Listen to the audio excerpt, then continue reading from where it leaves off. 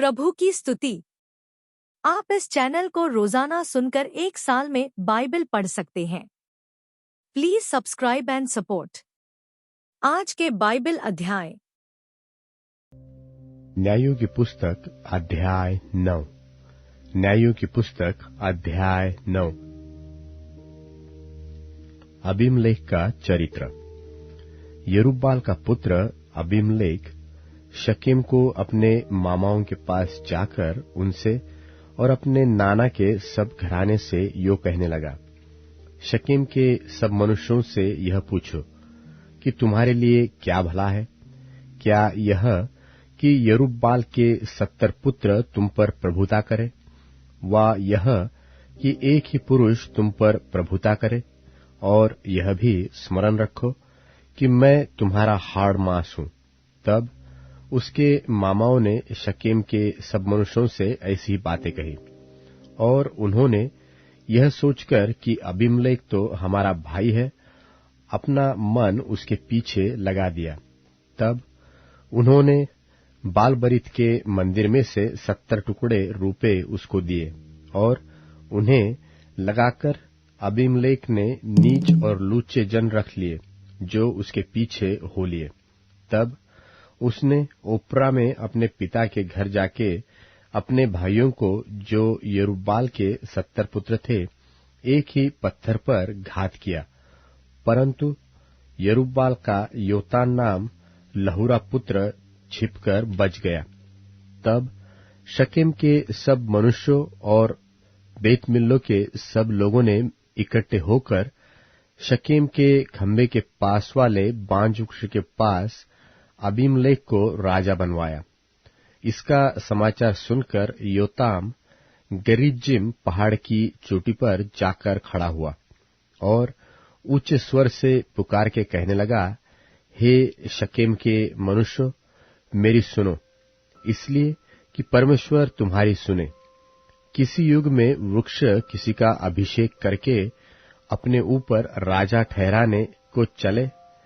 तब उन्होंने जलपाई के वृक्ष से कहा, तू हम पर राज्य कर।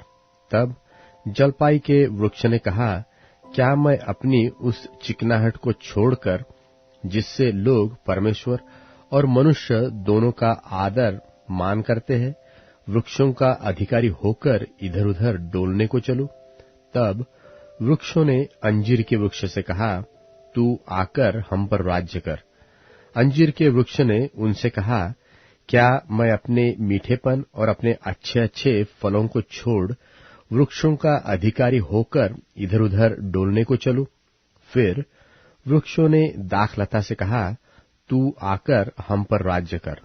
दाखलता ने उनसे कहा, क्या मैं अपने नए मधु को छोड़, जिससे मनुष्य और परमेश्वर दोनों को आनंद होता है, वृक्षों की अधिकारिणी होकर इधर उधर डोलने को चलूं? तब सब वृक्षों ने झड़बेड़ी से कहा, तू आकर हम पर राज्य कर। झड़बेड़ी ने उन वृक्षों से कहा, यदि तुम अपने ऊपर राजा होने को मेरा अभिषेक सच्चाई से करते हो, तो आकर मेरी छाह में शरण लो, और नहीं तो झड़बेड़ी से आग निकलेगी, जिससे लबानोन के देवदारू भी भस्म हो जाएंगे। इसलिए अब यदि तुमने सच्चाई और खराई से अबीमलेख को राजा बनाया है, और यरूब्बाल और उसके घराने से भलाई की, और उससे उसके काम के योग्य बर्ताव किया हो, तो भला। मेरा पिता तो तुम्हारे निमित्त लड़ा और अपने प्राण पर खेलकर तुमको मिद्यानियों के हाथ से छुड़ाया, परंतु तुमने आज मेरे पिता के घराने के विरुद्ध उठकर बलवा किया, और उसके 70 पुत्र एक ही पत्थर पर घात किए, और उसकी लौंडी के पुत्र अबीमलेख को इसलिए शकेम के मनुष्यों के ऊपर राजा बनाया है कि वह तुम्हारा भाई है। इसलिए यदि तुम लोग ने आज के दिन यरूब्बाल और उसके घराने से सच्चाई और खराई से बर्ताव किया हो, तो अबीमलेख के कारण आनंद करो, और वह भी तुम्हारे कारण आनंद करे। और नहीं तो अबीमलेख से ऐसी आग निकलेगी, जिससे शकेम के मनुष्य और बेत मिल्लो भस्म हो जाएगा। और शकेम के मनुष्यों और बेत मिल्लो से ऐसी आग निकलेगी जिससे अबीमेलेक भस्म हो जाए। तब योताम भागा और अपने भाई अबीमेलेक के डर के मारे बेर को जाकर वहीं रहने लगा। और अबीमेलेक इस्राएल के ऊपर 3 वर्ष हाकिम रहा। तब परमेश्वर ने अबीमेलेक और शकेम के मनुष्यों के बीच एक बुरी आत्मा भेज दी।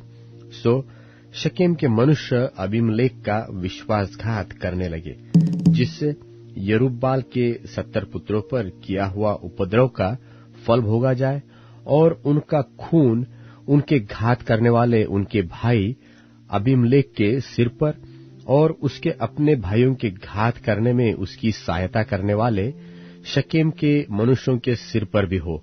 तब शकेम के मनुष्यों ने पहाड़ों की चोटियों पर उसके लिए घातकों को बैठाया, जो उस मार्ग से सब आने जाने वालों को लूटते थे।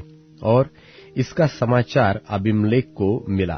तब एबेद का पुत्र गाल अपने भाइयों समेत शकेम में आया और शकेम के मनुष्यों ने उसका भरोसा किया और उन्होंने मैदान में जाकर अपनी अपनी दाख की बाइयों के फल तोड़े और उनका रस रौंदा और स्तुति का बलिदान कर अपने देवता के मंदिर में जाकर खाने पीने और अबीमेलेक को कोसने लगे।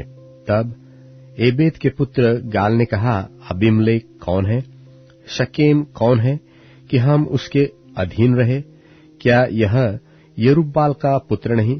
क्या जुबुल उसका नाइब नहीं? शकेम के पिता हमारे लोगों के तो अधीन हो, परंतु हम उसके अधीन क्यों रहे? और यह प्रजा मेरे वश में होती तो क्या ही भला होता। तब तो मैं अबीमेलेक को दूर करता। फिर उसने अबीमेलेक से कहा, अपनी सेना की गिनती बढ़ाकर निकला।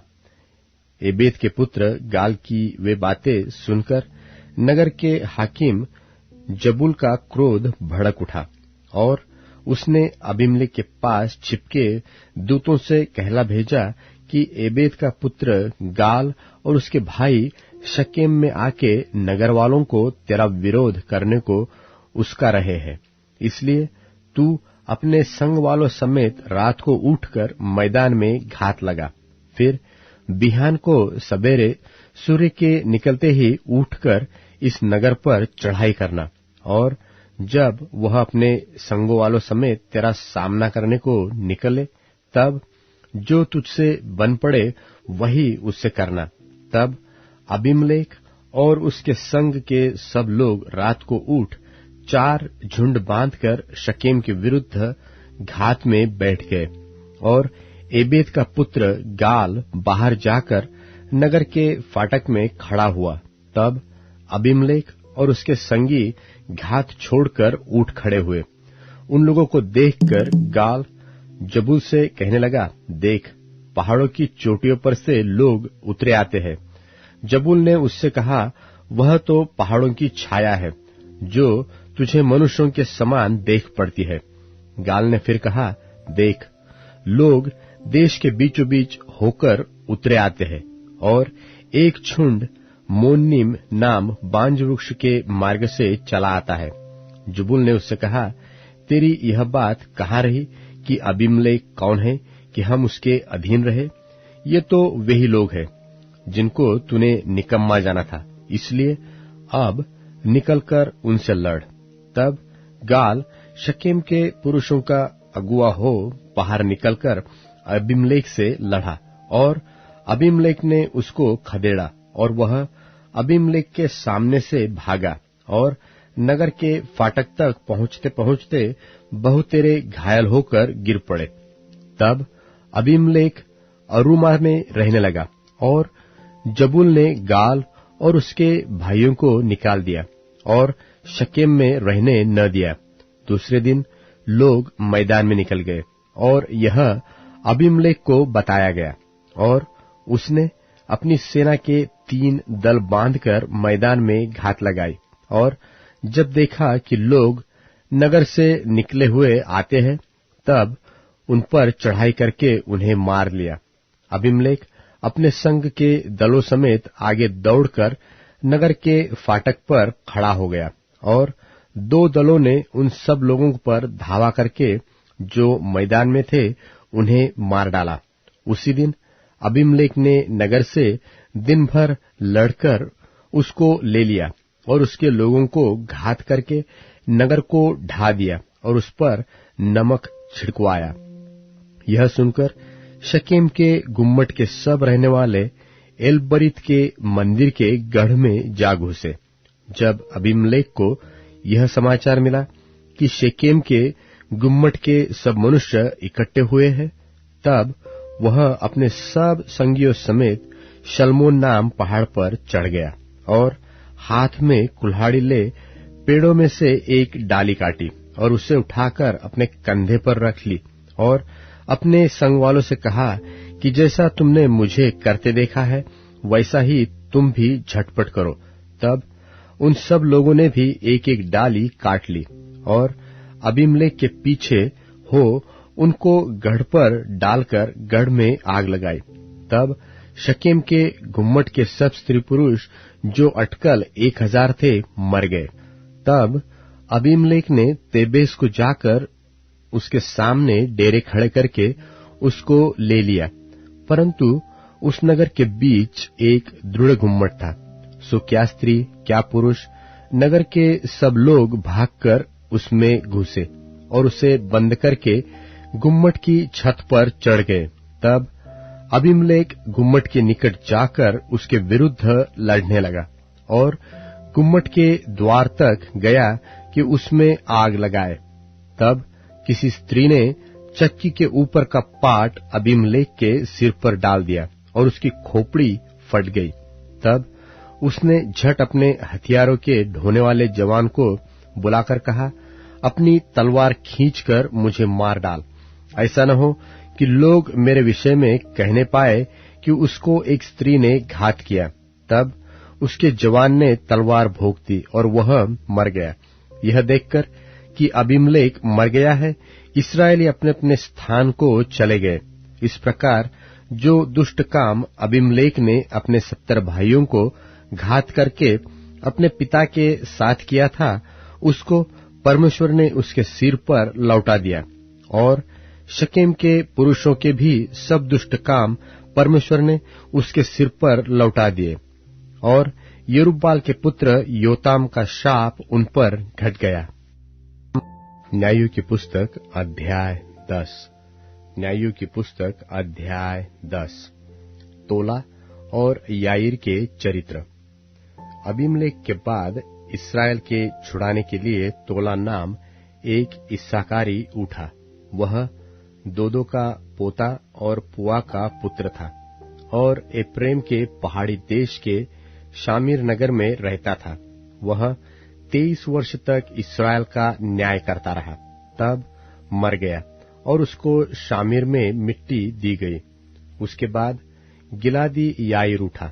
वह 22 वर्ष तक इस्राएल का न्याय करता रहा और उसके 30 पुत्र थे जो गधियों के 30 बच्चों पर सवार हुआ करते थे और उनके 30 नगर भी थे जो गिलाद देश में है और आज तक हब्योत्याईर कहलाते हैं।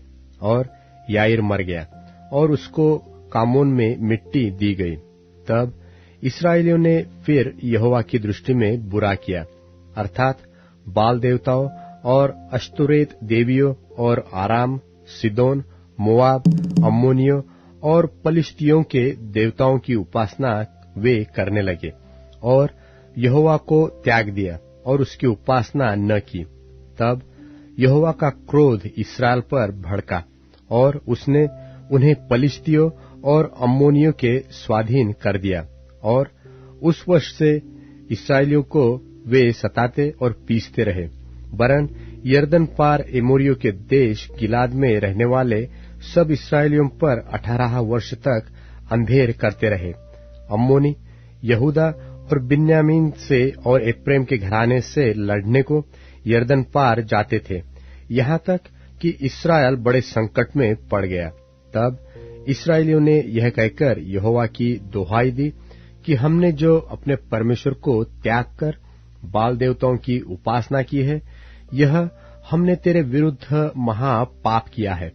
यहोवा ने इस्राएलियों से कहा, क्या मैंने तुमको मिस्रियों, एमोरियों, अम्मोनियों और पलिश्तियों के हाथ से न छुड़ाया था? फिर जब सिदोनी और अमालेकी लोग और अम्मोनी लोगों ने तुम पर अंधेर किया और तुमने मेरी दोहाई दी, तब मैंने तुमको उनके हाथ से भी न छुड़ाया? तब भी तुमने मुझे त्याग कर पराये देवताओं की उपासना की है, इसलिए मैं फिर तुमको न छुड़ाऊंगा। जाओ, अपने माने हुए देवताओं की दोहाई दो, तुम्हारे संकट के समय वे ही तुम्हें छुड़ाए। इस्राएलियों ने यहोवा से कहा, हमने पाप किया है, इसलिए जो कुछ तेरी दृष्टि में भला हो वही हमसे कर, परंतु अभी हमें छुड़ा। तब वे पराये देवताओं को अपने मध्य में से दूर करके यहोवा की उपासना करने लगे, और वह इस्राएलियों के कष्ट के कारण खेदित हुआ। तब अम्मोनियों ने इकट्ठे होकर गिलाद में अपने डेरे डाले, और इस्राएलियों ने भी इकट्ठे होकर मिस्पा में अपने डेरे डाले।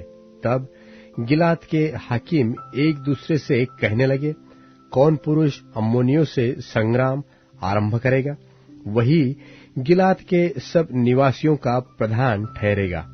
इब्रानियों के नाम पत्री 5वां अध्याय। क्योंकि हर एक महायाजक मनुष्यों में से लिया जाता है, और मनुष्यों ही के लिए उन बातों के विषय में जो परमेश्वर से संबंध रखती हैं ठहराया जाता है कि भेंट और पाप बलि चढ़ाया करें, और वह अज्ञानों और भूले भटकों के साथ नरमी से व्यवहार कर सकता है, इसलिए कि वह आप भी निर्बलता से घिरा है। और इसीलिए उसे चाहिए कि जैसे लोगों के लिए वैसे ही अपने लिए भी पाप बलि चढ़ाया करे। और यह आदर का पद कोई अपने आप से नहीं लेता, जब तक कि हारून की नाई परमेश्वर की ओर से ठहराया न जाए। वैसे ही मसीह ने भी महायाजक बनने की बड़ाई अपने आप से नहीं ली, पर उसको उसी ने दी जिसने उससे कहा था कि तू मेरा पुत्र है, आज मैं ही ने तुझे जन्माया है। वह दूसरी जगह में भी कहता है, तू मलकीसिदक की रीति पर सदा के लिए याजक है। उसने अपनी देह में रहने के दिनों में ऊंचे शब्द से पुकार पुकार कर और आंसू बहा बहा कर उससे जो उसको मृत्यु से बचा सकता था प्रार्थनाएं और विनती की, और भक्ति के कारण उसकी सुनी गई। और पुत्र होने पर भी उसने दुख उठा उठा कर आज्ञा माननी सीखी, और सिद्ध बनकर अपने सब आज्ञा मानने वालों के लिए सदाकाल के उद्धार का कारण हो गया। और उसे परमेश्वर की ओर से मलकीसिदक की रीति पर महायाजक का पद मिला। इसके विषय में हमें बहुत सी बातें कहनी हैं, जिनका समझाना भी कठिन है, इसलिए कि तुम ऊंचा सुनने लगे हो। समय के विचार से तो तुम्हें गुरु हो जाना चाहिए था, तो भी क्या यह आवश्यक है कि कोई तुम्हें परमेश्वर के वचनों की आदि शिक्षा फिर से सिखाए? और ऐसे हो गए हो कि तुम्हें अन्न के बदले अब तक दूध ही चाहिए, क्योंकि दूध पीने वाले बच्चे को तो धर्म के वचन की पहचान नहीं होती, क्योंकि वह बालक है। पर अन्न सयानों के लिए है, जिनके ज्ञानेंद्रिय अभ्यास करते करते भले बुरे में भेद करने के लिए पक्के हो गए हैं। इब्रानियों के नाम पत्री 6वां अध्याय।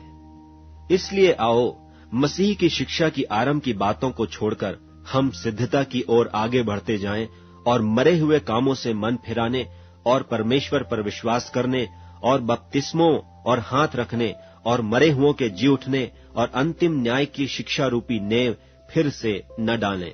और यदि परमेश्वर चाहे तो हम यही करेंगे, क्योंकि जिन्होंने एक बार ज्योति पाई है और जो स्वर्गीय वरदान का स्वाद चख चुके हैं और पवित्र आत्मा के भागी हो गए हैं और परमेश्वर के उत्तम वचन का और आने वाले युग की सामर्थ्यों का स्वाद चख चुके हैं, यदि वे भटक जाएं तो उन्हें मन फिराव के लिए फिर नया बनाना अनहोना है, क्योंकि वे परमेश्वर के पुत्र को अपने लिए फिर क्रूस पर चढ़ाते हैं और प्रगट में उस पर कलंक लगाते हैं। क्योंकि जो भूमि वर्षा के पानी को जो उस पर बार बार पड़ता है पी पी कर जिन लोगों के लिए वह ज्योति बोई जाती है उनके काम का साग पात उपजाती है, वह परमेश्वर से आशीष पाती है। पर यदि वह झाड़ी और ऊंट कटारे उगाती है तो निकम्मी और श्रापित होने पर है, और उसका अंत जलाया जाना है। पर हे प्रियो, यद्यपि हम ये बातें कहते हैं, तो भी तुम्हारे विषय में हम इससे अच्छा और उद्धार वाली बातों का भरोसा करते हैं, क्योंकि परमेश्वर अन्यायी नहीं कि तुम्हारे काम और उस प्रेम को भूल जाए जो तुमने उसके नाम के लिए इस रीति से दिखाया कि पवित्र लोगों की सेवा की और कर भी रहे हो। पर हम बहुत चाहते हैं कि तुम में से हर एक जन अंत तक पूरी आशा के लिए ऐसा ही प्रयत्न करता रहे, ताकि तुम आलसी न हो जाओ, वरन उनका अनुकरण करो जो विश्वास और धीरज के द्वारा प्रतिज्ञाओं के वारिस होते हैं।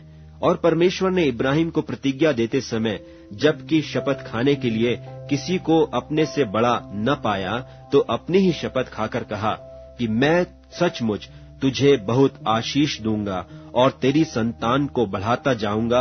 और इस रीति से उसने धीरज धरकर प्रतिज्ञा की हुई बात प्राप्त की।